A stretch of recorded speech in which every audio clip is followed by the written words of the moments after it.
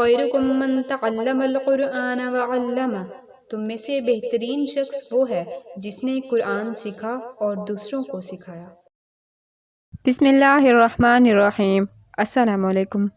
آج کے سبق میں ہم سورہ بقرہ کی آیت نمبر 27، 28 اور 29 کریں گے، تو آئیں شروع کرتے ہیں۔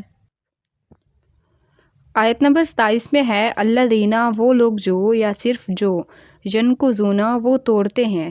یہاں یا زبر یا کا مطلب ہے وہ، اور آخر میں واو نون جمع کی نشانی ہے، اور نقض یعنی توڑنا۔ ینقضون، وہ توڑتے ہیں، عہدہ، عہد کو، اللہ کے، من بعدی، بعد، یا من سے، بعدی، بعد، میثاقی، پختگی یا استواری، ہی، اس کی، یعنی اس عہد کی۔ وازبر وا یعنی اور، یقطعون، وہ قطع کرتے ہیں یا وہ کاٹتے ہیں۔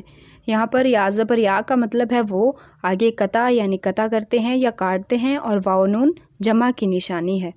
وَيَقْطَعُونَ، اور وہ کاٹتے ہیں، ما، جو، یا اس چیز کو کہ، امر یا حکم دیا، اللہ نے، بھی، ساتھ ہی، اس کے یا جس کے، ان، یہ کہ، یوصلا، ملایا جائے۔ یہاں پر اردو کا لفظ ہے وصل، جس کا مطلب ہے ملانا یا ملایا جانا۔ اور یفسدون، وہ فساد کرتے ہیں۔ یہاں پر یا پیش یو کا مطلب ہے وہ، اور آخر میں واو نون جمع کی نشانی ہے، تو یفسدون، اور وہ فساد کرتے ہیں، فی، میں، الارض، زمین میں۔ شروع سے کریں گے۔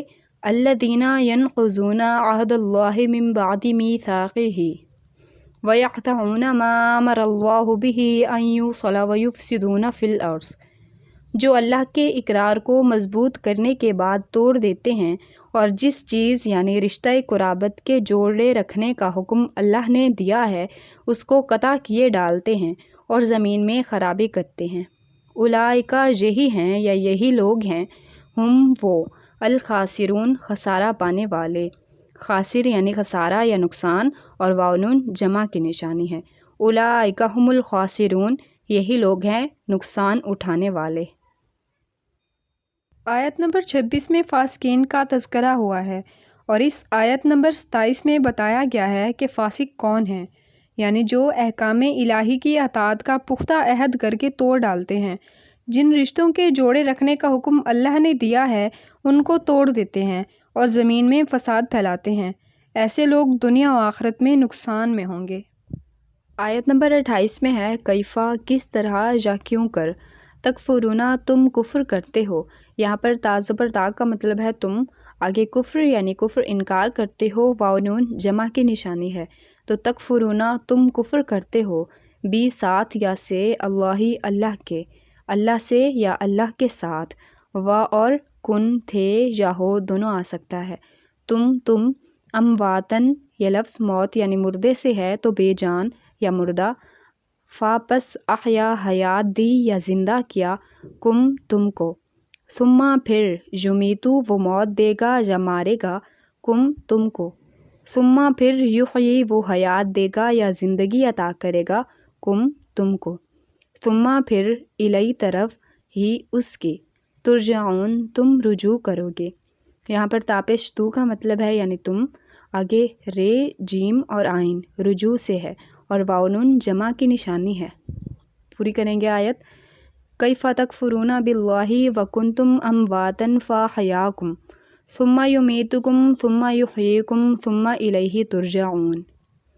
کافرو، تم اللہ سے کیوں کر منکر ہو سکتے ہو، جس حال میں تم بے جان تھے تو اس نے تم کو جان بخشی، پھر وہی تم کو مارتا ہے، پھر وہی تم کو زندہ کرے گا، پھر تم اسی کی طرف لوٹ کر جاؤ گے۔ اس آیت میں 2 زندگیوں کا ذکر ہے اور 2 اموات کا بھی، یعنی ہم پہلے مردہ تھے، اللہ نے ہمیں زندگی بخشی، پھر ہمیں وہی موت دے گا اور پھر زندگی دے گا، اور پھر ہمیں اسی کی طرف لوٹ کر جانا ہے۔ یہاں کفار سے فرمایا جا رہا ہے کہ جب تم نے اللہ ہی کی طرف لوٹ کر جانا ہے تو تم کیوں کر اللہ سے کفر کرتے ہو، اللہ کی اطاعت کا انکار کرتے ہو۔ آیت نمبر 29 میں ہے ہوا، وہی ہے، یا صرف وہ، الذی، جس نے، یہ الذین کی واحد ہے، خلقہ، تخلیق کیا یا پیدا کیا، لام زبر لا یعنی لیے، تمہارے، ما، جو، فی میں الارضی زمین میں ہے، جمیعاً یہ لفظ جمعیت سے ہے یعنی سب یا سب کا سب۔ هو الذی خلق لکم ما فی الارض جمیعا، وہی تو ہے جس نے سب چیزیں جو زمین میں ہیں تمہارے لیے پیدا کی۔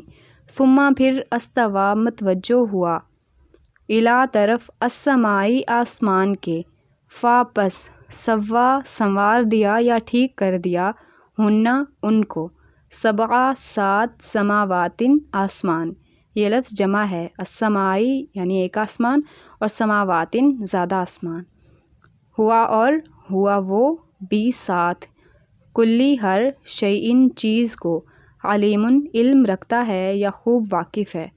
شروع سے کریں گے، ہوا هو الذی خلق لکم ما فی الارض جمیعا ثم استویٰ الی السماء فسواہن سبع سماوات وہو بکل شیء علیم، وہی تو ہے جس نے سب چیزیں جو زمین میں ہیں تمہارے لیے پیدا کی، پھر آسمانوں کی طرف متوجہ ہوا تو ان کو ٹھیک 7 آسمان بنا دیا، اور وہ ہر چیز سے خبردار ہے۔ اس آیت میں فرمایا جا رہا ہے کہ اللہ ہی تو ہے جس نے ہمیں پیدا فرمایا اور پھر دنیا کی ہر چیز کو ہمارے استعمال کے لیے بنا دیا، پھر آسمانوں کو ٹھیک 7 آسمان بنا دیا، اور وہ تو ہر چیز کو جانتا ہے، یعنی اللہ نے ہمیں اشرف المخلوقات بنایا ہے اور دوسری تمام چیزوں کو اس لیے بنایا تاکہ وہ ہمارے کام آ سکیں، اور وہ ہر چیز کو جانتا ہے۔ تو پھر بھی کوئی انسان اس پاک ذات کا انکار کرے، اس کے احکام نہ مانے، تو یہ کس قدر ناشکری کی بات ہے۔ الحمدللہ آج ہمارے 3 رکوع مکمل ہوئے، باقی انشاءاللہ اگلے سبق میں۔ اللہ حافظ۔